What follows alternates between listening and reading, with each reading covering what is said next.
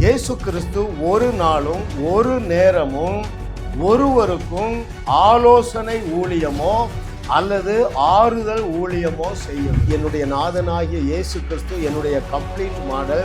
எந்த ஒரு பிரச்சனைக்கும் ஆலோசனை கொடுக்கவில்லை, அற்புதமாக தீர்வுதான் கொடுத்தார். நீங்கள் சிறைப்பிடிக்கப்பட்டவர்கள் அல்ல, நீங்கள் சிறைப்பிடிக்கப்பட்டு இருக்கிறவர்களை விடுதலையாக்குகிறவர்களாக இந்த செய்தியை கேட்டுக்கொண்டு இருக்கிறீர்கள்.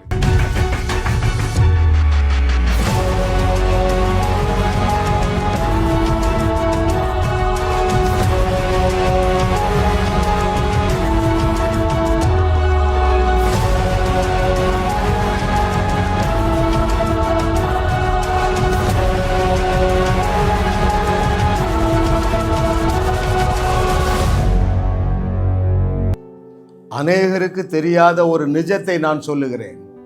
நீங்கள் மறுபடி பிறக்கும் பொழுது தேவனுடைய ராஜ்யத்திற்கு உள்ளேயே பிறந்து விட்டீர்கள் என்று கொலோசையர் 1:13 சொல்லுகிறது. எனவே கிங்டம் பிரின்சிபிளை நீங்கள் புரிந்து கொள்ளுவீர்கள் என்றால் கிறிஸ்துவை போல நீங்கள் செயல்படுவீர்கள். இன்றைக்கு இனிய இறையரசு 310 அவருடைய அனந்த ஞானம். இனிய இறையரசு 10வது சத்தியம், ஒரே ஊழியம் விடுதலையின் ஊழியமே. மிக முக்கியமான ட்ரூத் நீங்க கவனிங்க. உங்க வாழ்க்கையில பெரிய ஒரு மாற்றத்தை, பெரிய ஆசீர்வாதத்தை, பெரிய சாதனையை நீங்கள் புரிவீர்கள். தலைப்பு என்ன? Only ministry is deliverance ministry. இப்போ வேற என்னெல்லாம் ஊழியம் நடக்கிறது என்றெல்லாம் நம்ம இடையே பார்க்க போறோம். பாருங்க, இயேசு கிறிஸ்து ஒரு நாளும் ஒரு நேரமும் ஒருவருக்கும் ஆலோசனை ஊழியமோ அல்லது ஆறுதல் ஊழியமோ செய்யவில்லை. Very important statement. நீங்கள் லகுவாக புரிந்து கொள்ளுவீர்கள். பாருங்களேன், நீங்க ஒரு சிக்கல்ல இருக்கிறீங்க, ஒரு வியாதியில இருக்கிறீங்க. 10 ஆண்டுகள், 20 ஆண்டுகள், 30 ஆண்டுகள், ஏன் தலைமுறை வியாதியாக கூட இருக்கலாம். சர்க்கரை வியாதி. டாக்டர்கள் மருந்து கொடுப்பாங்க. என்ன சொல்லி கொடுப்பாங்க? கண்ட்ரோல் பண்ணிடலாம், நிரந்தரமான தீர்வு கிடையாது என்று சொல்லுவார்கள். ரைட்? ஆனால் இயேசு கிறிஸ்து பிரச்சனைக்கு முற்றுப்புள்ளி வைக்கிறவர்.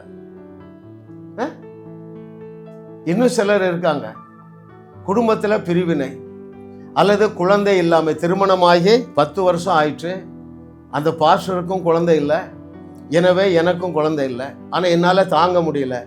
நீங்க எங்க போறீங்க? சைக்காட்டிட்ட போறீங்க அல்லது கவுன்சிலர்கிட்ட போறீங்க. அவங்க என்ன செய்வாங்க? தீர்வு கொடுக்க மாட்டாங்க, ஆலோசனை ஊழியம் செய்வார்கள். ஆனால் என்னுடைய நாதனாகிய இயேசு கிறிஸ்து என்னுடைய கம்ப்ளீட் மாடல். எந்த ஒரு பிரச்சனைக்கும் ஆலோசனை கொடுக்கவில்லை, அற்புதமாக தீர்வு தான் கொடுத்தார். அதைத்தான் ஆவியானவர் இன்றைக்கு நமக்கு கற்றுத்தரப்போகிறார். பாருங்க, ஒரு நாளும் ஒரு இடத்திலும் எந்த பிரச்சனைக்கும் தீர்வு கொடுத்தாரே தவிர ஆலோசனை ஊழியமோ அல்லது ஆறுதல் ஊழியமோ செய்யவில்லை. இன்றைக்கு உங்களுடைய மனக்கண்கள் திறக்கப்படுகிறது. ஆமென். பாருங்க, அதே போல நம்மை செய்யவும் சொல்லல. வியாதியஸ்தர்களை சொஸ்தமாக்குங்கள் தான் என்று சொன்னாரே தவிர வியாதியஸ்தர்களுக்கு ஆலோசனை கூறுங்கள் அல்லது வியாதியஸ்தர்களுக்கு ஆறுதல் கூறுங்கள் அப்படி சொல்லல. குஷ்டரோகிகளை சுத்தம் பண்ணுங்கள் என்றுதான் சொன்னாரே தவிர குஷ்டரோகிகளுக்கு ஆறுதல் ஊழியம் செய்யுங்கள் என்று சொல்லவில்லை. மரித்தோரை எழுப்புங்கள் என்றுதான் சொன்னாரே தவிர மரித்த வீட்டுல போய் என்ன செய்யுங்க? ஆறுதல் ஊழியம் செய்யுங்க அப்படி சொல்லவில்லை. எத்தனை பேர் கவனிக்கிறீங்க? சூப்பர் நேச்சுரல் நம்ம டீம் எழும்புறோம். எஸ், என்னோடு நீங்கள் இணைந்து இருக்கிறீர்கள். அப்படி என்றால் என்ன பொருள்? நீங்கள் என்ன பார்க்காட்டாலும் பரவாயில்லைங்க, என் செய்தியை கேளுங்க. இந்த கிறிஸ்துவின் சிந்தை உங்களுக்குள்ள வந்துடும். என்ன கிறிஸ்துவின் சிந்தை? கிறிஸ்துவானவர் சென்ற இடத்திலெல்லாம் பிரச்சனைக்கு முற்றுப்புள்ளி வைத்தாரே தவிர ஆறுதல் ஊழியமோ ஆலோசனை ஊழியமோ செய்யவில்லை. அவர் செய்ததெல்லாம் டெலிவரன்ஸ் மினிஸ்ட்ரி தாங்க. செத்த வீட்டுக்கு போறாரு, அடக்க ஆராதனை நடத்தவில்லை, அற்புத விடுதலை, அற்புத உயிர்த்தெழு ஆராதனை தானங்க நடத்தினாரு. கர்த்தரை தெய்வமாக கொண்ட நாம் பாக்கியவான்கள். ஏனென்றால் அந்த கம்ப்ளீட் மாடல், நாம் பின்பற்றக்கூடிய சிறந்த மாடல் யார்? இயேசு கிறிஸ்து. அவரை பின்பற்றும்படியாக இன்றைக்கு ஒரு தீர்மானம் எடுங்க. செத்த வீட்டில் நான் போய் ஆலோசனை சொல்ல மாட்டேன், அழுது கொண்டு இருக்க மாட்டேன், கல்லறை தோட்டத்தை நான் ஏற்படுத்த மாட்டேன், அங்கே ஒரு விடுதலை கொடுப்பேன் என்று எழும்புவீர்களா? ஐயா, தேசம் பாழாய் கிடக்கிறதே. எத்தனை நாள் அழுது பார்த்தோம், திறப்பின வாசல் நின்று எவ்வளவு கண்ணீர் வடித்தோம். மேலும் மேலும் தேசம் மோசமாக போகிறத. இயேசுவை நீ பின்பற்ற வேண்டாமா? அவர் என்ன சொன்னாரு? நீங்க வியாதியஸ்தர்கள் மேல் கைகளை வைங்க என்றுதான் சொன்னார். அப்போ என்ன வரும்? அவர்கள் சுகத்தை பெற்றுக் கொள்ளுவார்களே தவிர ஆறுதலை பெற்றுக்கொள்ள மாட்டார்கள். ஐயா, ஆறுதல் ஊழியம், ஆலோசனை ஊழியம்னா என்ன தெரியுமா? இருக்கிற பிரச்சனையோடு எப்படி வாழ்க்கையை நடத்துறது. எத்தனை பேர் புரியுது? உனக்கு குழந்தை இல்லை, டாக்டர்லாம் சொல்லிட்டாங்க குழந்தை இருக்காது. கிறிஸ்தவ ஆலோசகர்கள் சொல்லிட்டாங்க பரவாயில்லம்மா, நீ என்ன செய்ய, குழந்தை இல்லாமலே வாழ்ந்துரு, வேண்டாம் ஒரு குழந்தையை தத்தெடு. இது வேதாகமத்துக்கு முரண்பட்ட காரியமா இல்லையா? தத்து எடுங்க, வேண்டான்னு சொல்லலை. நீங்களும் 2 பிள்ளைகளை பெற்றுக்கிடுங்க, ஒரு 2 பிள்ளைகளை தத்து எடுங்க. அருமையானவர்களே, ஹல்லேலூயா. ஐயா, விடுதலை ஊழியம் கிறிஸ்துவிடத்திலிருந்து வருகிறது, ஆறுதல் ஊழியம் பிசாசிடத்திலிருந்து வருகிறது. Hallelujah. Oh, thank you lord for your goodness. அங்க போனா எல்லாரும் அழுதுட்டு கிடக்காங்க. மார்த்தாள், மரியாள். உங்களுக்கு எந்த வசனம் தெரியுது? அழுகிறவர்களோட கூட போய் அழுங்க. நீ அழ போற, ஆண்டவர் தடுக்க மாட்டாரு. நீ மரண வசனத்தையும் தெரிந்து கொள்ளலாம், ஜீவ வசனத்தையும் தெரிந்து கொள்ளலாம். Choice is yours. அப்படி என்றால் என்ன பொருள்? நீ போய் செத்த வீட்டில் போய் அழுதுட்டு வரலாம், செத்த வீட்டில் போய் உயிரோட அந்த நபரை எழுப்பி விட்டு வரலாம். 2க்கும் ஆப்ஷன் இருக்கு. மரண மரத்தின் கனியை புசித்தால் தேவன் தடை செய்யவில்லை. நீ அழுகையை தெரிந்து கொண்டால் அவர் தடை செய்ய மாட்டார். ஆனால் தேவனுடைய திட்டம் அங்கே நிறைவேறவில்லையே பிரியமானவர்களே. நம்மை பார்த்து மற்ற மார்க்கத்தார் பயப்பட வேண்டாமா? ஹல்லேலூயா. கர்த்தரை தெய்வமாக கொண்ட நாம் பாக்கியவான்கள். அப்போஸ்தலர் நடபடிகள் திரும்ப நடைபெறும் என்று கர்த்தர் சொல்லுகிறார். யாரை கொண்டு? ஜாஸ் மினிஸ்ட்ரிஸ் வழங்குகிற வாழுவோம் வையகத்தையும் வாழ வைப்போம் என்கிற சத்தியத்தை அறிந்து கொள்ளுகிறவர்கள் மூலமாக அது என்ன செய்யும்? விடுதலை அளிக்கக்கூடிய அநேக ஊழியர்களை எழுப்பி கொண்டே இருக்கிறது. 2 பேர் மரித்தவர்களை எழுப்பி இருக்கிறாங்க. நூற்றுக்கணக்கான நபர்கள் சர்வ சாதாரணமாக ஹீலிங் மினிஸ்ட்ரி பண்றாங்க. சாதாரணமாக பிசாசை துரத்துகிறார்கள். ஏனென்றால் ஐயா, தேவனுடைய திட்டம் என்னன்னா, ஒரே ஒரு ஊழியம்தான், அது விடுதலையின் ஊழியமே. ஒரே ஒரு ஊழியம்தான், அது ஜீவனை கொடுக்கிற ஊழியமே. ஒரே ஒரு ஊழியம்தான், அது தீர்வளிக்கிற ஊழியமை தவிர ஆறுதல் செய்கிற ஊழியமோ வேற என்னது ஆலோசனை கொடுக்கிற ஊழியமோ புதிய ஏற்பாட்டில் கிடையாதுங்க. எப்பா, பிரச்சனைக்கு தீர்வு கொடுக்க முடியவில்லை என்றால் தானே ஆறுதலும் அங்கே என்னது வேணும்? ஆலோசனை வேணும். நீ தான் தீர்வா இருக்கிறாயே. எந்த அளவுக்கு நீ தீர்வாக இருக்கிறாய்? உங்களால் கூடாத காரியம் ஒன்றுமே இல்லை. எந்த அளவுக்கு நீங்கள் தீர்வாக இருக்கிறீர்கள்? இயேசு கிறிஸ்து செய்தவைகளையும் செய்து அதைவிட மிகப்பெரிய அற்புதங்களையும் செய்து ஒரு விடுதலையை கொடுக்கக்கூடிய தேவர்களாக இந்த செய்தியை நீ கேட்டுக்கொண்டிருக்கிறாய் மகனே, மகளே. சாதாரண வாழ்க்கைக்கு ஒப்பு கொடுக்காத. பரலோகம் உன்னை நம்பி இருக்குப்பா, பரலோகம் உன்னை நம்பி இருக்கு. ரொம்ப கிளியரா சொல்லியிருக்கிறாருங்க. ஒரு வசனத்தை நம்ம வாசிக்க போறோம். எது ஜபம், எது உபவாச ஜபம்? நான் உங்களுக்கு வாசிக்கட்டுமா? ஐயா, விடுதலை செய்வதுதான் உபவாசம் என்று சொல்லுகிறாருங்க. இப்படி ஒரு வசனம் இருக்கா அங்கிள்? அநேகர் நீங்க பார்த்திருக்க மாட்டீங்க. நான் அதை வாசிக்கிறேன். The book of Isaiah chapter 58 verses from 5. ஏசாயா 58 5, 6 மற்றும் 7 வசனங்கள் மிக முக்கியமான வசனங்கள். இன்றைக்கு இருக்கிற மதம் அந்த வசனத்தை தியானிக்கிறதே இல்லை. இன்றைக்கு உங்களுடைய கண்கள் திறக்கப்படுகிற நாள் என்று கர்த்தர் சொல்லுகிறார். எது தேவனுக்கு ஏற்ற உபவாசம்? அந்த கேள்விக்கு பதிலை தேவனே ஏசாயா தீர்க்கதரிசி மூலமாக கொடுத்திருக்கிறார். ஏசாயா 58 5-7 வசனங்கள். மனுஷன் தன் ஆத்துமாவை ஒடுக்குகிறதும் தலை வணங்கி நாளனை போல ரட்டிலும் சாம்பலிலும் படுத்து கொள்ளுகிறதும் எனக்கு பிரியமான உபவாச நாளாய் இருக்குமோ? இதையா உபவாசம் என்றும் கர்த்தருக்கு பிரியமான நாள் என்றும் சொல்லுவாய். ரொம்ப கிளியரா இருக்குங்க. எது தேவனுக்கு உகந்த உபவாசம்? ஏசாயா 58:6 அக்கிரமத்தின் கட்டுகளை அவிழ்க்கிறதும் நுகத்தடியின் பிணையல்களை நெகிழ்கிறதும் நெருக்கப்பட்டிருக்கிறவர்களை விடுதலையாக்கி விடுவிக்கிறதும் சகல நுகத்தடிகளையும் உடைத்து போடுகிறதும் தான் எனக்கு உகந்த உபவாசம் என்று சொல்லுகிறார். நான் திரும்ப அதை வாசிக்கட்டுமா? ரொம்ப முக்கியமான வசனம். ஏசாயா 58:6 எதப்பா எனக்கு பிடிச்சமான உபவாசம்னா, ஜனங்களுடைய கண்ணீரை அற்புதமாக துடைப்பது எனக்கு பிடித்தமான உபவாசம். அக்கிரமத்தின் கட்டுகளை அவிழ்க்கிறது என்றால் என்ன? அக்கிரமக்காரன் பிசாசு அநேகரை சிறைப்படுத்தி வச்சிருக்கிறான், பயங்காட்டி வச்சிருக்கிறான். பிசாசு பிடிச்சிட்டு இருக்காங்க பாருங்க. அவர்களை விடுவிப்பது தேவனுக்கு உகந்த உபவாசம். நுகத்தடியின் பிணையல்களை நெகிழ்கிறது அப்படின்னா என்ன அர்த்தம்? வியாதியிலிருந்து ஜனங்களை விடுவிப்பது தேவனுக்கு உகந்த உபவாசம். நெருக்கப்பட்டு இருக்கிறவர்களை விடுதலையாக்கி விடுவிக்கிறது அப்படி என்றால் என்ன பொருள்? கடன்களினாலே நெருக்கப்பட்டு இருக்கிறார்கள், குடும்ப குழப்பங்களினாலே அநேக விசுவாசிகள் நெருக்கப்பட்டு இருக்கிறார்கள். அந்த நெருக்கத்திலிருந்து விடுதலையாக்குவது தேவனுக்கு பிரியமான உபவாசம். இன்னும் என்ன சொல்லியிருக்கு பாருங்களேன், சகல நுகத்தடிகளையும் உடைத்து போடுகிறது. குழந்தை இல்லாமை என்பது ஒரு நுகத்தடி. உங்களுக்கு தெரியும், பிள்ளைகள் போதை பொருளுக்கு அடிமையாக இருக்கிறார்கள். அந்த நுகத்தடியை நீ உடைக்கும்படியாக தேவன் உன்னை அழைத்து இருக்கிறார். என்ன ஒருத்தர் பார்க்கவே இல்லைங்க, 16-17 வருஷம் குடி, வெளியே தலை கட்ட முடியாது, அவ்வளோ கடனு. காலையில 6 மணிக்கு போய் மது பாட்டில வாங்கிட்டு பெட்ரூம்ல போய் பூட்டிடுவார். இந்த மனைவி கடந்து அழுதுட்டு நடந்திருக்கான். எனக்கு தெரியாது பாருங்க. ஒரு நாள் காலையில நம்ம செய்தியை ஒன்றை பார்த்திருக்காரு, ஒரே ஒரு செய்தியை தான் பார்த்தாரு. அன்றைக்கு போன அந்த குடிப்பிசாசுங்க, ஐயா அதுதான் தேவனுக்கு பிரியமான உபவாசம் என்று நான் திரும்பவும் சொல்றேன். நீங்க படிச்சு பாருங்க, ஆச்சரியப்பட்டு போவீங்க.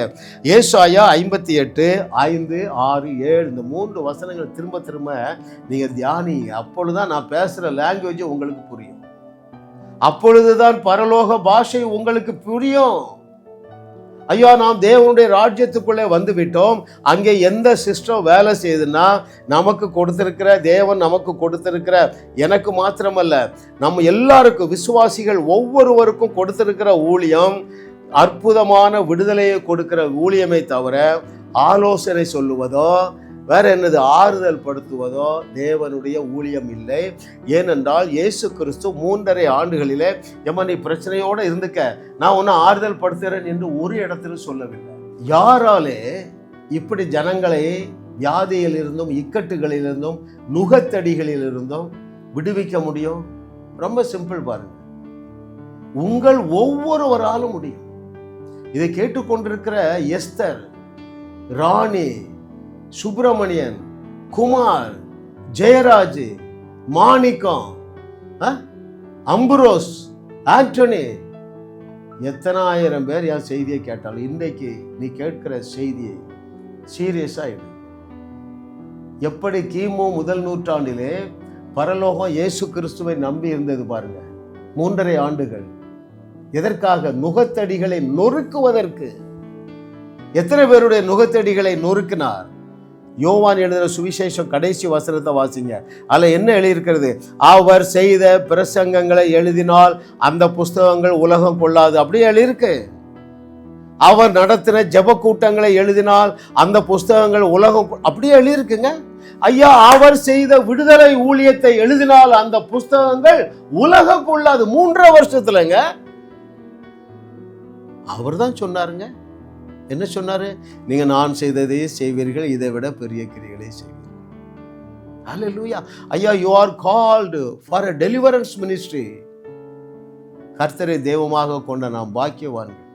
ஏனென்றால் உங்களால் தீர்த்து வைக்க முடியாத பிரச்சனை எதுவுமே கிடையாது. யார் சொல்றா? இயேசு சொல்றாரு, உங்களால் கூடாத காரியம் ஒன்றுமில்லை.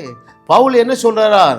நாம் முற்றிலும் ஜெயம் கொள்ளுகிறவர்களாய் இருக்கிறோம், என்னை பலப்படுத்துகிற கிறிஸ்துவினால எல்லாவற்றையும் எனக்கு செய்ய முடியும். 4 சுவிசேஷத்தை ஒழுங்கா படிச்சான். அவனும் நம்மை போல இயேசு கிறிஸ்துவை காணவில்லை, மாம்சத்தில் இருந்த இயேசு கிறிஸ்துவை பார்க்கவில்லை. ஆனா அந்த தமஸ்கு வீதியிலே அவனுடைய தலையெழுத்தை மாற்றின அந்த அதிர்ச்சி வைத்தியம் எத்தனை பேர் புரியுதுங்க? அவன்கிட்ட போய் கெஞ்சிட்டா இருந்தாரு, சவுலு மனம் திரும்புப்பா, என் பிள்ளைகளை அடிக்காத, என்ன அடிக்காத. ஒரே வைத்தியம், அதிர்ச்சி வைத்தியம். கண்கள் குருடாக்கினார். எத்தனை பேர் கவனிக்கிறீங்க அருமையானவர்களே? கண்கள் திறக்கப்பட்ட பொழுது அவன் மனக்கண்களும் திறந்து விட்டன, மாம்ச கண்களும் திறந்து விட்டன. எதற்கு? அப்போஸ்தலர்ல வாசிக்கிறோம், தேவன் அவனுடைய கரத்தினாலே பலத்த அற்புதங்களை செய்தார். அவன் போய் ஆலோசனை சொல்லிட்டு இருக்கல. ஐதீகோ வீட்டுல இவர் 3வது மாடியில பிரசங்கம் பண்றாரு. ஐதீகோ வாலிபன் ஜன்னல்ல உட்கார்ந்து பிரசங்கத்தை கேட்கிறான். ஆல் நைட் பிரேயர் போல் இருக்கு. 1 மணிக்கு தொப்புன்னு விழுந்தார். கீழே வந்து பார்த்தா செத்து போயிடுறான் ஐதீகோ. ஆறுதல் ஊழியமும் செய்யவில்லை, ஆலோசனை ஊழியமும் செய்யலைங்க. நீங்களா இருந்தா என்ன செய்யிருப்பீங்க? ரொம்ப sorry brother, I very sorry, இப்படி நடக்கும்னு நான் நினைக்கவே இல்லை. தீமோத்தேயை பார்த்து, எப்பா இவங்களுக்கு ஒரு ஆறுதல் சொல்லுப்பா, இவங்களுக்கு ஒரு ஆலோசனை சொல்லு. இப்போ இவன் சம்பாத்தியம் நின்று போச்சு, இனிமே இந்த அம்மா சம்பாத்தியத்துக்கு என்ன செய்யணும்னு சொல்லி கொடு, அப்படிதாங்க சொன்னான். அவன் மேலே போய் 3 நேரம் படுத்து எழுந்தான். அப்பமும் உயிர் வரல. அப்பமும் ஆலோசனை ஊழியமோ ஆறுதல் ஊழியமோ செய்ய சொல்லவும் இல்லை. எப்படி சூப்பர் நேச்சுரலாக பெர்ஃபார்ம் பண்ணுறான். அவன் அந்த ஊரை விட்டு வெளியே போகும்போது சொல்கிறான், இவனுக்குள்ளே ஜீவன் இருக்கிறது என்று சொன்னான் பாருங்க. அவ்வளவுதாங்க அற்புத ஊழியம். சொல்லத்தானே சொன்னாரு, சொல்லித்தானே காண்பித்தார்.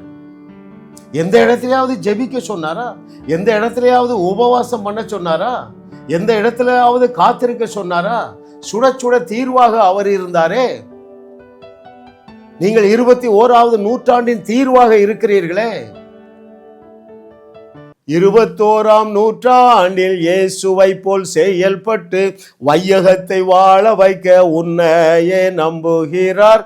21ஆம் நூற்றாண்டில் இயேசுவை போல் செயல்பட்டு வையகத்தை வாழ வைக்க உன்னையே நம்புகிறார். சத்தியத்தை சரியாய் அறிவாயே, தேவ சத்தியத்தை சரியாய் அறிந்து சத்தியரை போல் கிரியை செய்து வையகத்தை வாழ வைப்பாயே. கிமு முதல் நூற்றாண்டில் அவர் தம் ஜனங்களை விடுவித்து வையகத்தை வாழ வைக்க இயேசுவை நம்பினாரே. நம்பினாரா நம்பலையாங்க? கிமு முதல் நூற்றாண்டில் அவர் தம் ஜனங்களை விடுவித்து, பாருங்க விடுதலையின் ஊழியம், அவர் தம் ஜனங்களை விடுவித்து வையகத்தை வாழ வைக்க இயேசுவை நம்பினாரே. 21ஆம் நூற்றாண்டில் இயேசுவை போல் செயல்பட்டு வையகத்தை வாழ வைக்க உன்னையே நம்புகிறார். சத்தியத்தை சரியாய் அறிவாயே.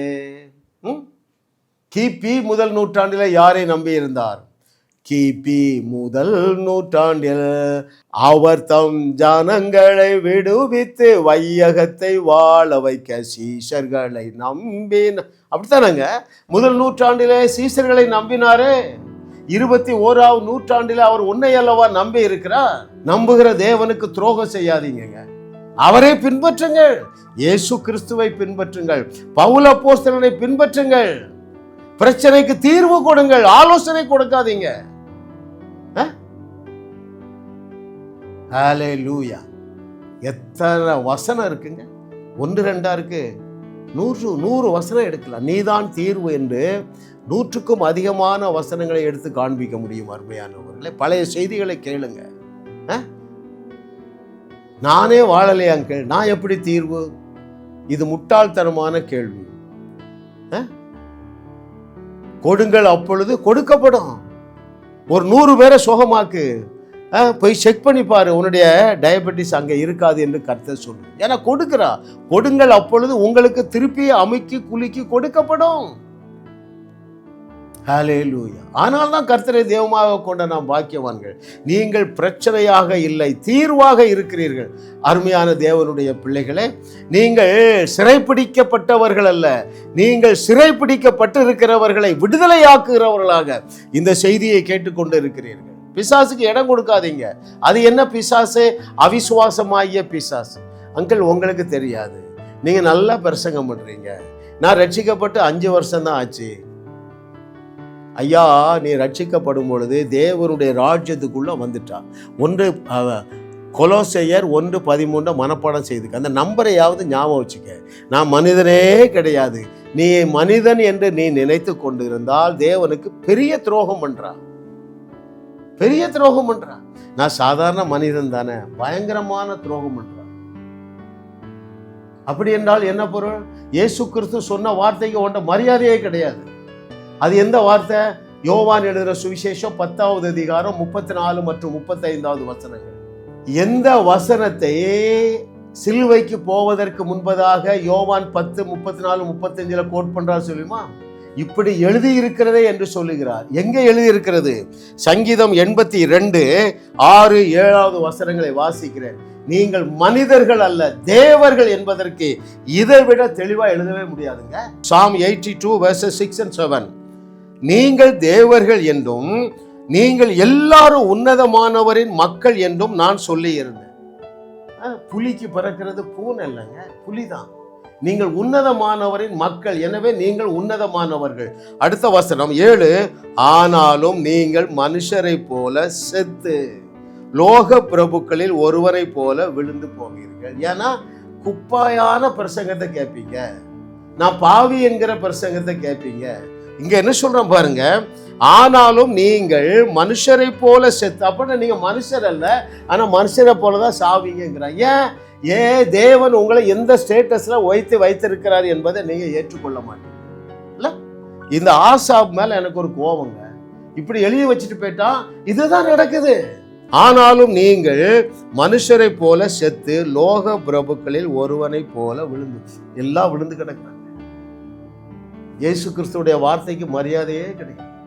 உங்க பாஸ்டர் சொல்ற வார்த்தைக்கு தான் மரியாதை. அது என்ன வார்த்தை? நீ பாவியாக இருக்கிறாய்,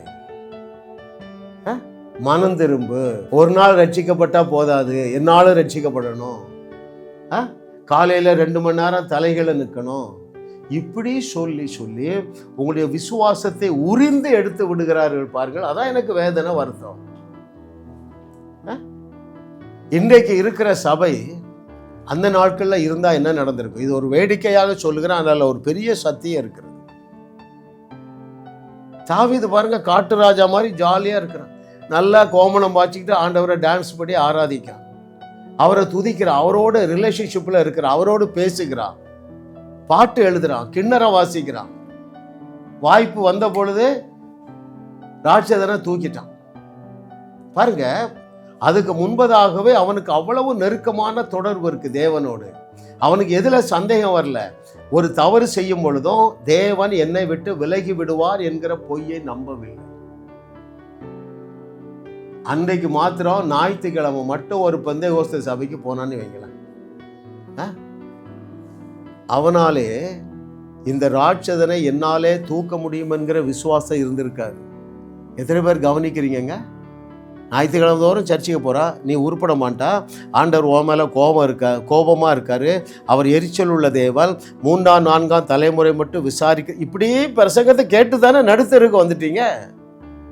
அவர் அன்பாகவே இருக்கிறார், நீங்கள் தேவர்களாக இருக்கிறீர்கள், நீங்கள் தேவன் செய்ததை விட மிகப்பெரிய காரியங்களை செய்யும்படியாக அழைக்கப்பட்டீர்கள். இந்த மாதிரி பிரசங்கத்தை கேட்டா உன் விசுவாசம் பலவீனப்படாதுப்பா, ஸ்ட்ரென்தன் ஆகும். நான் அப்படிதான் யோசித்து பார்க்குறேங்க. 40 ஆண்டுகள் வனாந்தரத்துல நல்ல வேலை சர்ச்சை இல்லை இருந்ததுன்னா யோசுவா சூரியனை பார்த்து பேசியிருப்பானா? அந்த அளவுக்கெல்லாம் யோசுவா நாவுல பவர் கிடையாதுப்பா. இவன் என்ன செய்யறான்? சட்டையே கிழிக்கிறான். டேய், லகுவாக போய் பிடிக்கிறாளா? நீ வெட்டுக்கிளி இல்லடா, ராட்சதர்கள் தான் வெட்டுக்கிளி, அவர்கள் நமக்கு இறை. அந்த அப்படி நின்னா பாருங்க. ஏன் சண்டே சர்ச்சுக்கு போகல? இது ஒரு வேடிக்கையாக தோன்றலாம் அருமையானவர்களே, ஆனால் இது ஒரு நிஜம் இருக்கு பாருங்க. இதுல நான் உங்களை சபைக்கு போக வேண்டாம் என்று சொல்லவில்லை. சத்தியத்தை சரியாக போதிக்கிற சபைக்கு போங்க. புதிய உடன்படிக்கையை குறித்து போதிக்கிற சர்ச்சுக்கு போங்க. இல்லையா, ஐயா அங்கிள் ஈரோட்ல இருந்து ஒருத்தர் பேசுறார், ஐயா நான் 20 வருஷம் விசுவாசியா, உங்க செய்தியை கேட்ட பிறகு நல்லா இருக்குயா, வியாதி பேற்றியா, பயம் பேற்றியா, நல்லா தூங்குறையா, புருஷனு பொண்டாட்டியா, நாங்க நல்லா இருக்கிறோயா, ஆனா ஒன்னே ஒண்ணுதான் இல்லையா, என்ன ஐயா ஞாயிற்றுக்கிழமை போறதுக்கு சத்தியத்தை சரியாக போதிக்கிற சபை இல்லைன்னா. நான் கேட்டேன், நீ எத்தனை வருஷம் விசுவாசி? 20 வருஷம்.